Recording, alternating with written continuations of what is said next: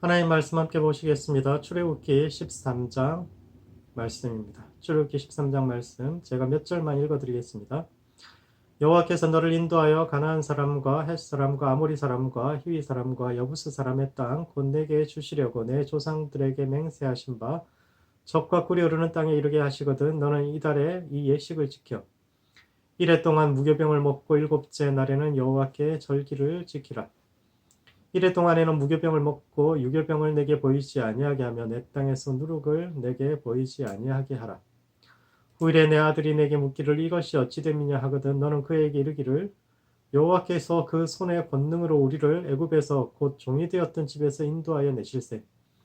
그때 바로가 완악하여 우리를 보내지 아니하며 여호와께서 애굽 나라 가운데 처음 난 모든 것은 사람의 장자로부터 가축의 처음 난 것까지 다 죽이게 하셨으므로 태에서 처음 난 모든 수컷들은 내가 여호와께 제사를 드려서 내 아들 중에 모든 처음 난 자를 다 대속하리니 이것이 내 손의 기호와 내 미간의 표가 되리라. 이는 여호와께서 그 손의 권능으로 우리를 인도하여 내셨음이라 할지니라. 바로가 백성을 보낸 후에 블레셋 사람의 땅의 길은 가까울지라도 하나님이 그들을 그 길로 인도하지 아니하셨으니 이는 하나님이 말씀하시기를 이 백성이 전쟁을 하게 되면 마음을 돌이켜 애굽으로 돌아갈까 하셨습니다. 아멘. 흔히 아브라함을 믿음의 조상이라고 합니다. 죄로 물든 세상을 구원하기 위해 부르심받은 집단으로서의 하나님의 백성의 계보가 아브라함부터 시작되기 때문에 그렇게 부르지요. 그러나 실질적으로 교회의 역사는 그 공동체의 형성은 모세의 출애굽으로부터 시작되는데 그런 점에서 신앙의 첫 출발점을 회고하는 출애굽기 13장이 오늘을 살아가는 우리의 삶과 신앙에 던지는 의미가 무엇인지에 대해 함께 생각해 보는 시간을 갖도록 하겠습니다. 첫 번째, 거룩함의 본질이 무엇인지를 묵상해야 합니다. 출애굽 사건은 10가지 재앙과 함께 시작되는데 마지막 10번째 재앙은 애굽의 모든 장자를 치는 것이요 히브리 백성의 장자들은 비록 살아남았지만 대신 하나님의 소유가 되었는데 이는 첫 번째, 거룩이란 어떤 것인지 그리고 어떻게 하면 거룩해질 수 있을지 고민해야 합니다. 출애굽의 의미를 설명하는 13장은 태에서 처음 난 모든 것은 나의 소유요 그들은 거룩하다는 말씀으로 시작하는데 이 말의 뜻은 무엇일까요? 처음 난 것이 거룩하다면 장남은 거룩하고 차남은 거룩하지 않다는 뜻일까요? 세상도 남자아이와 장자를 선호하는데 하나님도 태어난 순서와 성별에 따라서 사람을 차별하고 있는 걸까요? 그렇지 않습니다. 첫 아이가 거룩한 이유는 그 아이가 부모를 근본적으로 변화시키기 때문입니다. 아기는 존재만으로 자신을 둘러싸고 있는 세계에 큰 변화를 일으키며 아이로 인해서 부모는 비로소 어른이 됩니다. 남자는 장가를 가야 어른이 된다지만 사실은 애를 낳고 애를 키워봐야 어른이 되지요. 부모가 된다는 것은 자기밖에 몰랐던 삶에서 누군가를 보호하고 돌보는 삶으로 변화된다는 뜻이요. 주인공의 자리에서 내려와 조연의 자리에 선다는 뜻입니다. 아이가 있는 집은 모든 스케줄이든 뭐든 아이에게 맞춰서 모든 것이 돌아가는데 아이를 키우는 과정은 육체적으로나 정신적으로 매우 힘든 시간입니다. 그런 점에서 첫 아이는 아무 경험이 없이 키워야 하는 그 첫 아이는 태어나는 것만으로도 부모와 주변인들을 변화시키는 존재죠. 그렇다면 아이와 거룩은 어떤 상관이 있을까요? 히브리어로 거룩을 뜻하는 카도시는 원래 다르다라는 뜻입니다. 이 세상이 아닌 다른 세상과 다른 존재에게 속해 있다라는 것을 뜻하는데 히브리어는 원래 동사가 발달한 언어입니다. 모든 문장의 첫 글자는 동사요. 대부분의 단어 역시 동사에서 우리는 명사가 굉장히 중요하지만 히브리어에서는 동사가 가장 중요한 품사인데 거룩이란 단어 역시 달라진다, 변화한다와 같은 동사에서부터 출발합니다. 즉 좋은 방향으로의 변화가 거룩해지는 것이요. 반면 달라지지 않고 그대로 머물러 있는 것은 모두 거룩의 반대편에 있는 겁니다. 하나님이 거룩하다는 것은 그분은 늘 새로운 분이요. 하는 분이란 뜻이요. 우리도 거룩해지기 위해서는 낡아지고 진부해지는 것을 거부하고 선을 향해 끊임없이 변화해야 한다라는 뜻입니다. 우리의 삶을 거룩으로부터 멀어지게 하는 것은 단지 죄만이 아니라 진부함이기도 합니다. 사람은 익숙한 곳에만 머무르면 발전이 없습니다. 사람은 새로운 곳에 들어가면 긴장을 하고 스스로를 변화시켜서 그 환경에 적응하기 위해서 노력하며 그 과정에서 잠재되어 있던 능력들이 개발되지만 익숙하고 진부한 곳에 머무르면 살며 자기 자신도 진부해지게 되죠. 가장 가까운 가족은 무엇보다 소중한 존재여 보물임에도 불구하고 익숙하기 때문에 그 안에 있는 가치를 잊어버리는 것처럼 거룩해지기 위해서는 죄를 거부할 뿐만 아니라 삶을 진부하게 만드는 익숙함에서 벗어나 새로움을 추구해야 합니다.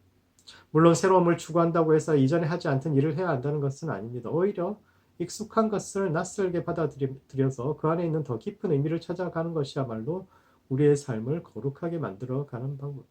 거룩하다는 것은 결국 우리가 변화되어 간다. 우리가 변화된 존재가 되어 간다는 것이고 그것은 한 번에 끝나는 것이 아니라 날마다 우리가 연습해야 하는 것입니다. 두 번째, 일상으로부터 벗어나 삶의 의미를 묵상해야 합니다. 이스라엘의 역법에 따르면 이스라엘 백성들이 출애굽한 날이 새해의 첫날이 되며 그 전 일주일 동안 이스라엘 백성들은 무교병을 먹어야 하는데 왜 하나님은 무교병을 먹으라고 하셨을까요? 무교병이라는 것은 누룩을 넣지 않은 빵인데 출애굽하는 당일 이스라엘 백성들이 급히 그 땅을 떠나와야 했기 때문에 반죽을 발효시킬 여유도 없었기 때문에 그걸 먹은 겁니다. 그런데 단지 이를 재현하기 위해서 후손들도 매년 누룩을 넣지 않은 빵을 먹으라고 하는 걸까요? 흔히 누룩은 부패를 상징한다고 부패하지 말아야 돼 이런 관점에서 성경을 해석을 하는데 누룩은 단지 부패만을 상징하는 것이 아니라 인간이 쌓아 올린 모든 문화를 상징하는 단어입니다. 사람들은 누룩으로 반죽을 발효시켜 맛있는 빵을 만들어냈는데 이는 인간이 미식을 즐기는 존재요 문화적인 존재임을 뜻합니다. 문화의 본질은 다양함에 대한 실험이요 인간은 그런 다양함을 즐기는 아주 창의적인 존재입니다. 동물들도 어떤 것이 더 맛있고 맛이 없는지를 알지만 그게 끝입니다. 그런데 인간은 거기서 한 발 더 나아가서 맛을 실험하고 새로운 맛을 창조해내죠. 사람은 자연을 있는 그대로 이용하는 데 그치는 것이 아니라 이렇게도 바꿔보고 저렇게도 바꿔봅니다. 같은 음식을 먹어도 조리 방법과 시간을 달리해보고 소스를 바꾸면서 수많은 미묘한 차이를 만들어내는데 누룩은 그러한 맛의 차별화가 시작되는 지점이요 문화인은 그 사소한 차이를 잡아낼 줄 아는 이들입니다. 오늘날에도 어떤 사람의 수준이나 문화를 판별하는 대표적인 음식이 포도주입니다. 같은 포도주를 마셔도 우리는 다 똑같아 보이는데 맛과 향에 따라서 포도가 자라고 숙성된 환경을 유추해낼 수 있는 사람이 문화인이고 그 출발점이 누룩입니다. 어떤 누룩을 썼느냐에 따라 빵의 맛이 달라진다는 점에서 미각과 문화의 역사는 곧 누룩의 역사이기도 하며 그런 점에서 누룩은 문화의 상징이요 그 누룩을 버린다는 것은 문화에서 자연으로 돌아간다라는 뜻을 가지고 있습니다. 하나님은 매년 한 해를 마무리하고 새로운 한 해를 준비하면서 문화를 떠나서 자연으로 돌아갈 것을 요구하고 있는데 왜 그러셨을까요? 왜냐하면 그래야 우리가 우리 자신의 본질이 어떤지를 잊지 않기 때문입니다. 인간은 자연과 문화 모두를 필요로 합니다. 사람은 완전히 자연인으로 살 수 없지만 또한 완전히 문화인만으로도 살 수 없습니다. 문화는 인간이 쌓아 올린 놀라운 지식과 감각의 금자탑이지만 그것이 지나치면 또한 차별의 도구가 될 수 있습니다. 인간의 이성과 언어는 나와 너를 구분하면서부터 시작되는데 너를 규정하는 말에는 이방인도 있고 야만인도 있습니다.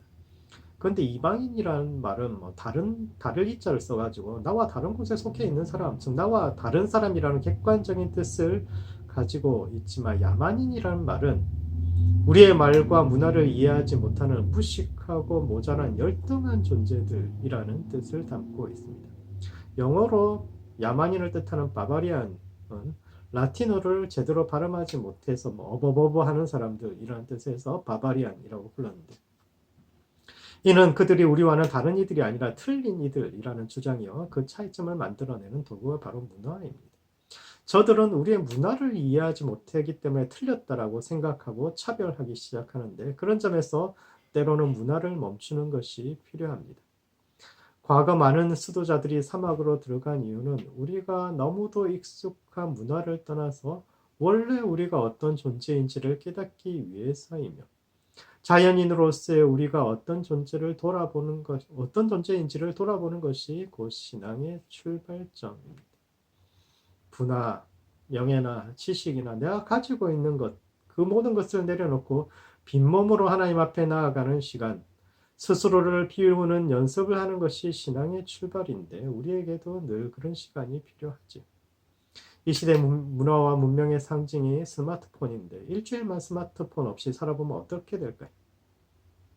세상은 끊임없이 쌓고 채우라고 하지만 유대인들은 한 해의 시작을 피움으로써 출발하는데 그러므로 하나님 앞에서 거룩함을 회복해야 합니다. 거룩의 본질은 변화요, 변화는 비움으로부터 시작되는데 빈몸으로 하나님 앞에 나아가 하나님의 것으로 우리 자신을 채울 수 있는 모든 성도들 되시기 바랍니다. 두 번째, 과거의 수치를 영광으로 변화시켜야 합니다. 하나님은 출애굽한 이스라엘 백성들에게 무교절을 지킬 것과 장자를 대속할 것을 지시하셨으며 이것이 그들의 손의 기호와 미간의 표가 되리라고 하셨는데 이는 첫 번째, 과거의 수치를 영광으로 변화시켜 주시겠다는 약속입니다. 손의 기호와 미간의 표라는 것은 문신을 뜻하며 이는 이스라엘 백성들에게는 매우 익숙한 것입니다. 원래 문신은 동물의 소유자가 누구인지를 구분하기 위한 낙인으로부터 출발한 것이요. 400년간 이집트에서 종살이 하던 이스라엘 백성들에게는 스스로의 삶을 결정할 자유가 없었던 수치스러운 역사를 상징하는 것이기도 합니다. 그런데 하나님은 그 손의 기호와 미간의 표를 바꾸어 주시는 분입니다. 고대 중국에 묵가라는 집단이 있었습니다. 중국에서는 범죄자들의 이마에 묵이란 글자를 새김으로써 죄인이라는 표시를 했는데 이 죄인의 우선들이 묵가입니다. 그런데 그 시대의 죄인은 나쁜 짓을 저지른 자들이 아니라 전쟁에서 패배한 힘없는 나라의 백성들도 다 죄인이 되었고 그렇게 묵가가 되었는데 역사의 패배자인 묵가는 오히려 이를 부끄러워하지 않고 새롭고 창의적인 사상을 만들어냄으로써 응답합니다. 그들은 모든 사람은 평등하고 차별 없는 사랑을 해야 하며 침략 전쟁을 반대하고 평화를 부르짖었습니다. 그들은 단지 말로만 평화를 말한 것이 아니라 직접 전쟁터를 찾아가 약한 자들의 편을 들기도 했죠. 묵가는 오늘날의 표현으로 하자면 엔지니어 집단입니다. 그들은 죄인과 노예로서 많은 성을 쌓고 도로를 만드는데 옛날에 노역에 다 동원되었으니까 그런 일을 했는데 그곳에서 자신들의 지식을 발전시켜서 그 분야의 최고의 권위자들이 됩니다. 묵가의 수장이 군주를 찾아가서 전략 시뮬레이션을 통해서 전쟁을 포기시킨 고사는 아주 유명하죠. 성을 사이에 두고 이 성 공격하지 말라고 우리가 가서 방어해 줄 거라고 그러니까 말도 안 된다고 그러면서 성을 그려놓고 거기서 군주가 다양한 방법으로 난 이렇게 공격하겠다 이렇게 이야기하니까 묵가가 그때마다 적절한 해결책을 제시합니다. 그래 하다 안 되니까 최고의 방법으로 당신을 없애면 되지 않겠냐라고 이야기했더니 묵가가 이미 이 전략을 숙지한 내 제자들이 저 성에 들어가 있으니까 전쟁을 포기하라고 해서 결국은 전쟁을 포기시키죠.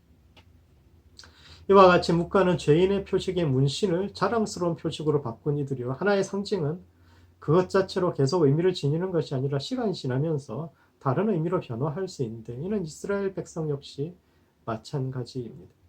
하나님은 이스라엘 백성들의 수치와 부끄러움의 표시인 손의 기호와 미간의 표시를 하나님의 백성의 표지로 바꾸어 주셨습니다. 그들의 문신은 버림받은 자들의 표시가 아니라 오히려 택함받은 이들의 표식이 될 것이라고 말합니다. 그러나 이 표식은 눈에 보이는 문신이 아니라 무교병을 먹는 것과 장자를 대속하는 보이지 않는 의식을 통해서 일어날 터인데 이 두 가지 의식은 모두 세상 문화에 대한 반대를 담고 있습니다. 무교병의 의미에 대해서는 앞서 언급했으므로 장자에 대한 대속의 문제를 생각해 보자면 왜 하나님은 이집트의 장자들을 모두 죽이셨을까? 그 어린아이들이 무슨 잘못이 있다고 애들을 다 죽이셨을까? 이는 장자를 중심으로 한 세상 체제에 대한 심판을 뜻합니다. 고대 사회에서는 여자보다 남자가 그리고 차남보다 장남이 훨씬 중요한 존재, 성경도 이를 인정하는 것처럼 보입니다. 성경에서도 장자권은 굉장히 중요하게 다루어지죠. 에서는 장자권을 가볍게 여겼기 때문에 이를 야곱에게 빼앗겼는데 재미있는 것은 성경이 장자권을 중요하게 생각하는 것처럼 보이지만 실제로 장자권을 개척한 사람들이 모두 장자가 아니라는 점입니다. 아브라함은 이스마엘과 이삭을 낳았는데 둘 중에 장자는 이스마엘입니다. 비록 첩에게서 낳지만 먼저 태어난 사람은 이스마엘인데 그 둘 중에 장자권은 차남인 이삭에게 이어지죠. 이는 이삭 역시 마찬가지입니다. 이삭은 에서와 야곱을 낳았지만 에서가 팥죽 한 그릇에 장자권을 파는 바람에 그의 장자권 역시 장남이 아닌 차남인 야곱에게로 이어지고 야곱 역시 그의 장자권을 11번째 아들인 요셉에게 줍니다. 즉 성경은 장자권을 중요하게 생각하지만 그 권리는 태어난 순서에 의해 자동적으로 주어지는 것이 아니라 본인의 선택과 삶의 방식에 따라 주어질 수도 있고 박탈될 수도 있는 것임을 이야기하는데 이는 장자 중심의 세계관, 남자 중심의 세계관, 강자 중심의 세계관에 균열을 내는 것입니다. 이집트 사람들이 이스라엘 백성들을 종 삼을 수 있었던 이유는 자신들이 태양신 라의 장자민족이라는 믿음이 있기 때문입니다. 자신들은 신의 선택을 받아 모든 것을 물려받은 장자민족이요. 다른 종족은 옛날에는 장자에게 다 상속하고 다른 아들들한테는 거의 안 물려줬으니까. 다른 종족은 찌끄러기만 물려받은 이들이기 때문에 우리가 그들 위해 군림하는 것이 당연하다고 생각했던 그들의 세계관에 대한 공격이 10번째 재앙이요. 이와 같이 세상 문화와 맞서 싸우는 이들이야말로 믿는 자들이요. 그들이 하나님의 백성의 표지를 갖게 될 거라는 겁니다. 두 번째, 따라서 우리는 문화전쟁을 준비해야 합니다. 하나님은 출애굽한 이스라엘 백성들을 해변길이 아닌 광야를 지나는 거친 길로 인도하시는데 왜 그러셨을까요? 블레셋 길은 해변을 따라가는 길이요 왕의 대로라고도 불리는데 도로가 아주 잘 닦여 있고 또 치안이 확보되어 있는 안전한 길입니다. 이에 반해 광야길은 제대로 길이 나 있지 않습니다. 사막이라는 것은 쉴 새 없이 바람이 불고 이에 따라서 계속 지형이 바뀌기 때문에 지도를 그릴 수가 없죠. 그냥 대강의 방향만 보고 걸어가야 하는 험한 길이요. 도둑과 강도의 위험이 존재하는 무법의 길인데 왜 하나님은 편한 길을 놔두고 먼 길을 돌아가게 하셨을까요? 왜냐하면 그들이 전쟁을 보고 준비되지 않았는데 전쟁을 보고 도망갈까봐 두려워했기 때문입니다. 이는 하나님의 백성은 전쟁을 위해 준비되어야 하는 자들이라는 뜻을 내포하고 있기도 합니다. 교회로 번역되는 에클레시아라는 단어는 이름이 불려진 자들이라는 뜻이고 고대 사람들이 마을에서 이름을 부르는 이유는 대부분 전쟁이 났기 때문입니다. 적으로부터 공동체를 보호하기 위해 자신의 삶을 바칠 준비가 된 사람들이 교회인데 그렇다면 교회는 어떤 전투를 해야 하고 이를 위해서 어떻게 준비되어야 할까요? 우리는 하나님을 위해 싸워야 하는데 이는 다른 종교와의 경쟁을 뜻하는 것이 아니라 하나님의 가치와 뜻을 지키기 위한 전투를 해야 한다는 뜻이요. 이를 위해 가장 필요한 것은 먼저 우리가 어떤 존재인지를 깨닫는 것입니다. 모세가 광야에서 가장 많은 시간을 들였던 부분은 군사훈련이 아니라 역사 교육인데 전쟁에서 중요한 것은 자신들이 어떤 전쟁을 치르고 있는지 이 전쟁의 성격과 싸워야 할 이유를 분명히 깨닫는 데 있습니다. 그렇다면 그리스도인들은 매 시대마다 어떤 전쟁을 해야 할까요? 그리스도인들은 매 시대마다 자신의 시대를 관통하는 주요 문화와 주류 사상이 과연 성경적인지를 검증하고 이 땅에 올바른 문화가 세워지도록 싸워야 하는데 그러므로 문화 전쟁을 위해서 기도해야 합니다. 우리가 당연하다고 생각하는 것들이 정말 당연한 것인지 그리고 우리의 삶과 사회에서 수치라고 생각했던 부분이 하나님의 영광의 표식이 될 수 있는 부분은 없는지 깊이 묵상하고 우리 삶의 부끄러움을 하나님의 영광으로 변화시켜가는 모든 성도들 되시기 바랍니다. 말씀을 정리하겠습니다. 출애굽기 13장은 우리 신앙의 출발점에 대해서 이야기하는데 첫 번째 거룩함을 묵상해야 합니다. 그 거룩의 본질은 하나님을 향해 나아가는 변화에 있으며 이를 위해 문화를 벗어나 빈몸으로 하나님 앞에 나아가야 하는데 익숙함과 진부함을 넘어서 일상에서 새로움을 발견하여 거룩에 이르는 모든 성도들 되시기 바랍니다.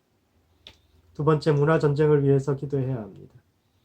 하나님은 이스라엘 백성의 수치를 영광으로 바꾸어 주시는 분인데 우리의 삶과 문화 속에서 하나님의 영광으로 변화되어야 할 부분이 있는지를 살피고 우리 자신의 부끄러움을 하나님의 영광으로 변화시켜가는 모든 성도들 되시기 바랍니다. 기도하시겠습니다. 기도하실 때는 먼저 자신의 거룩함을 위해서 기도합시다. 익숙함과 진부함을 버리고 날마다 하나님을 향해서 나아가는 성도 될 수 있도록 일상에서 새로움을 발견하는 깊은 영상에 도달할 수 있도록 우리 자신을 위해서 기도하시고, 두 번째, 문화를 변화시키는 성도와 교회 될 수 있도록 서로를 위해서 기도합시다. 우리의 부끄러움과 수치를 영광으로 바꾸어 주시는 하나님의 은혜가 이 시대에 버림받은 이들 위해 임하셔서 그들이 이 땅에 영광이 될 수 있도록, 문화를 판별하고 변화시키는 교회와 성도 될 수 있도록 서로를 위해서 함께 기도하시겠습니다.